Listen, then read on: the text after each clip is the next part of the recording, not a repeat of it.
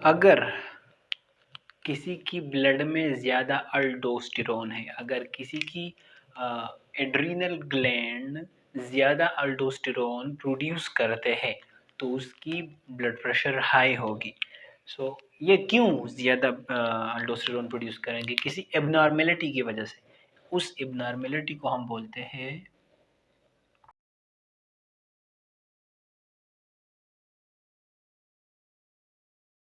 Hyper अल्डोस्टेरोनिज्म।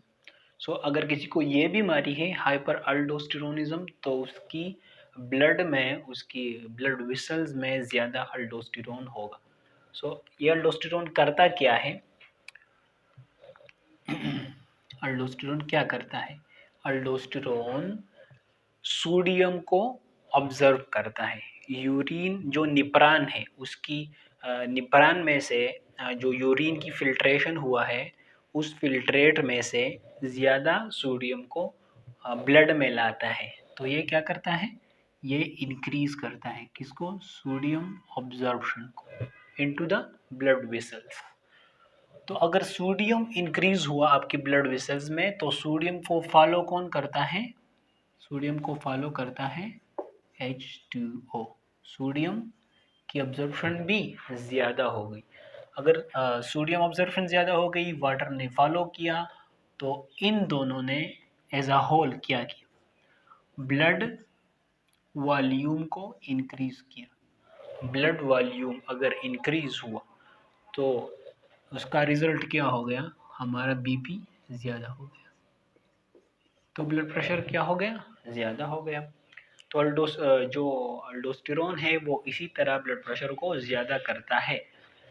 इसके अलावा अगर आप क्लिनिक में हो तो अल्डोस्टेरोन सिर्फ ये नहीं करता कि सोडियम और वाटर को ज़्यादा ऑब्जर्व करते हैं, बल्कि ये भी करता है। ये तो पहला वजह हो सकता है। जो मैं क्लिनिकल डायग्नोसिस की वजह मतलब बोल रहा हूँ, उसकी पॉइंट ऑफ व्यू से बोल रहा हूँ। ये पोटाशियम को के प्लस पोटाशियम को यूरिन में ज़्यादा सिक्रीट करता है, तो पोटाशियम की लेवल को कम करता है। अगर पोटाशियम की लेवल कम हो जाए इसको हम बोलते हैं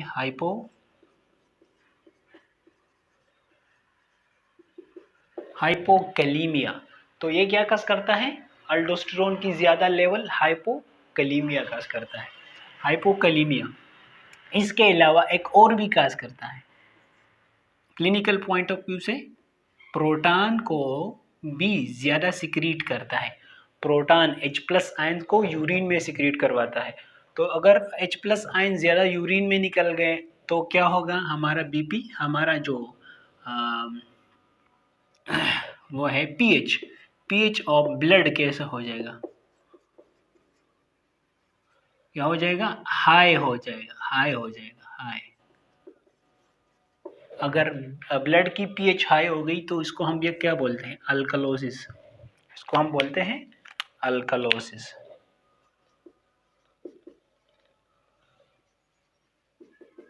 सो क्या हुआ? अल्कलोसिस काज हो गई। तो अगर आप डायग्नोसिस करोगे पेशेंट की, ब्लड को चेक करोगे, ब्लड टेस्ट करोगे, तो उसमें ज़्यादा सोडियम मिलेगा, कम पोटाशियम मिलेगा और अल्कलोसिस होगी, कम H+ मिलेगा। तो और इसकी बीपी हाई है तो आप मतलब सोच सकते हो कि इसको हाइपर अल्डोस्टेरोनिज्म हो सकता है। ओके, सो ये था अल्डोस्टेरोन के बारे में। ओके, सो इसके बाद पढ़ते हैं, ये हमारे पास ये है एड्रीनल ग्लैंड।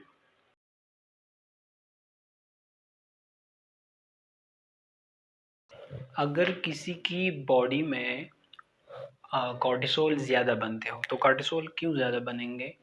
वो कौन सी डिजीज़ है जिसमें कॉर्टिसोल ज़्यादा बनते हैं? तो वो है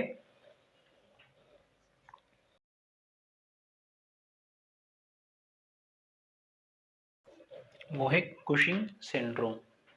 सो कुशिंग सिंड्रोम में क्या होता है? कुशिंग सिंड्रोम में कॉर्टिसोल ज़्यादा बनते हैं, किसी की बॉडी में कॉर्टिसोल हाई होते हैं।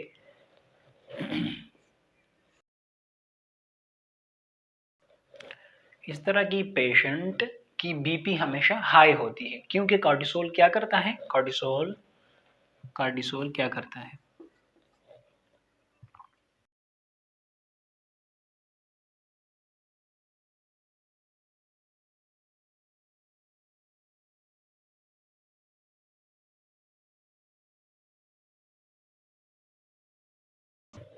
okay, so cortisol increase the sensitivity of a receptor to epinephrine and norepinephrine.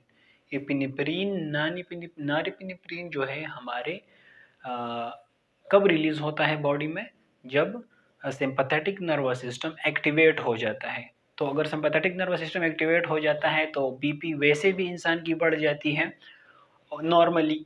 अगर आपकी वजूद में, आपकी ब्लड में कॉर्टिसोल ज़्यादा है तो ये इपिनेफ्रीन और नॉरएपिनेफ्रीन जब रिसेप्टर पे बाइंड करते हैं, सो इपिनेफ्रीन नॉरएपिनेफ्रीन कौन से रिसेप्टर्स पे बाइंड करते हैं, अल्फा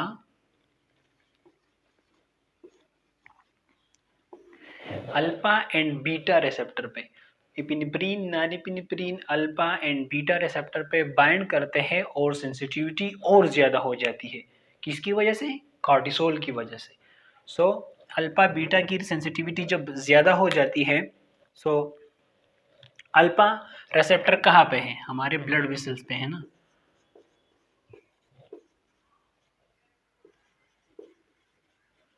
और बीटा कहाँ पे है, हमारे हार्ट पे है, बीटा 1 स्पेसिफिकली हमारे हार्ट पे है। तो ये जब हार्ट पे है तो और हार्ट की जो है ना क्या हो जाएगा, हार्ट रेट बढ़ जाएगा, तो इंक्रीज। तो क्या होता है, यहाँ पे ऊपर लिखते हैं, यहाँ पे ऊपर लिखते हैं कि बीटा रिसेप्टर अगर एक्टिवेट हो गया बीटा 1 तो वो हार्ट रेट इंक्रीज करता है, और अल्फा रिसेप्टर अगर एक्टिवेट हो गया तो क्या करता है, ब्लड वेसल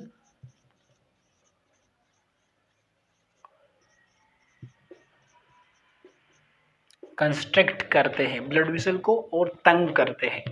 तो तंग करने पे, ब्लड वेसल्स की तंग करने पे क्या हो जाता है, टोटल पेरिफेरल रेजिस्टेंस इंक्रीज हो जाता है।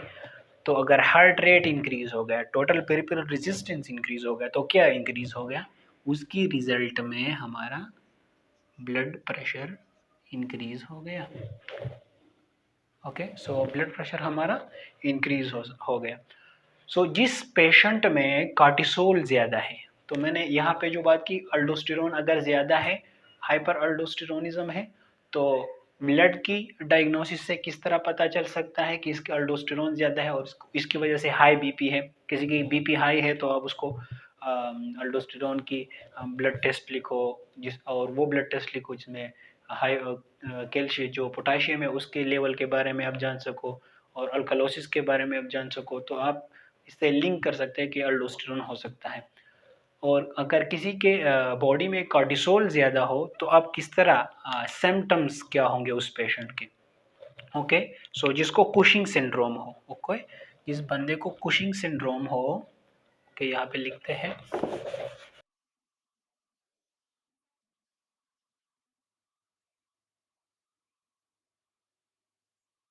सो कुशिंग सिंड्रोम जिस पेशेंट को, उसमें क्या क्या सिम्टम्स हो सकते हैं, मून पेस, उस पेशेंट का फेस गोल होगा, मून की तरह, चांद की तरह फेस होगा। ओके, चांद की तरह सफेद नहीं, चांद की तरह गोल। ओके,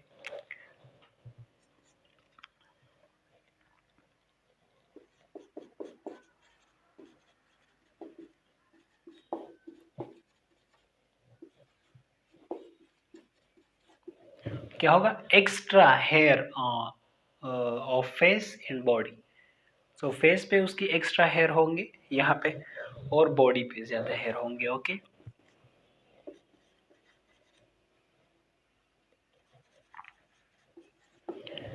रेड चीक्स होंगे उसकी, उसकी चीक्स रेड होंगे, टमाटर की तरह रेड होके।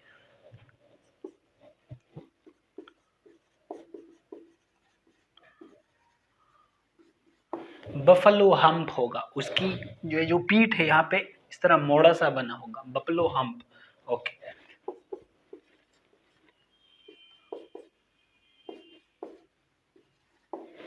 वीक बोन होंगे, उसके बोन्स जो होंगे वो बहुत वीक होंगे।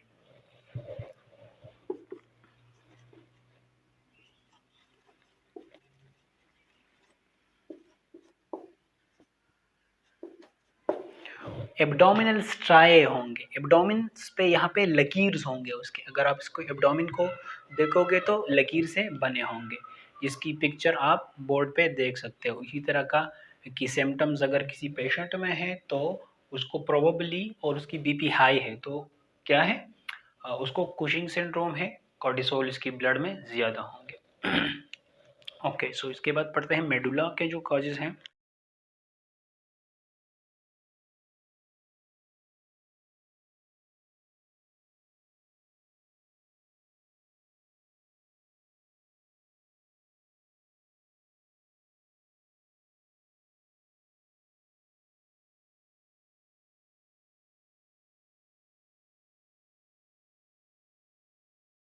ओके, सो ये जो थर्ड वजह है इसको पढ़ते हैं, हमने से दो पढ़े तो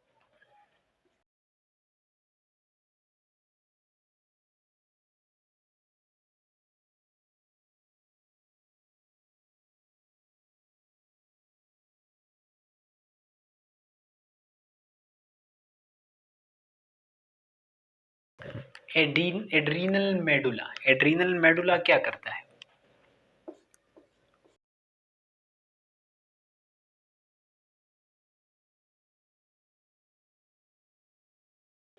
एड्रीनल मेडुला इपिनेफ्रिन और नॉरएपिनेफ्रिन बनाते हैं। सो अगर ये ज़्यादा हो, इपिनेफ्रिन और नॉरएपिनेफ्रिन कब ज़्यादा होंगे? अगर किसी बंदे को मेडुला, जो एड्रीनल मेडुला है उसमें कोई ट्यूमर हो कैंसर की वजह से। ओके, सो अगर किसी को ट्यूमर हो तो जिस बंदे को मेडुला की ट्यूमर होता है उसको स्पेशल नाम दिया जाता है, उसको बोलते हैं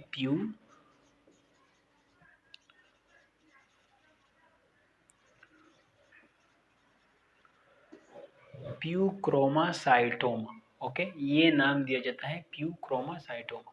तो किसी को प्यूक्रोमासाइटोमा हो तो उसको बोलते हैं, इसके एड्रीनल ग्लैंड में क्या है, एड्रीनल मेडुला में एक ट्यूमर बना है। अगर एड्रीनल ग्लैंड में ट्यूमर बना है तो ये क्या करेंगे, increase epinephrine and norepinephrine. Okay, so ये दो हार्मोन ये ज़्यादा सिक्रीट करेंगे, एपिनेफ्रिन और नॉरएपिनेफ्रिन दोनों हमारे सिंपैथेटिक नर्वस सिस्टम को एक्टिवेट करते हैं। So increase sympathetic nervous system, इसकी रिजल्ट में high heart rate, increase stroke volume, increase blood pressure. ये इस किस्म की पेशेंट को कभी कभी टेरिबल हेडेक, मतलब बीपी जिसकी हाई हो उसको तो हेडेक होता ही है, पर इसको एपिसोडिक हेडेक, सडन हेडेक हो जाता है। बस ये बैठा रहता है या मतलब सोया रहता है, नींद में जाग के ना इसको बहुत हेडेक होता है।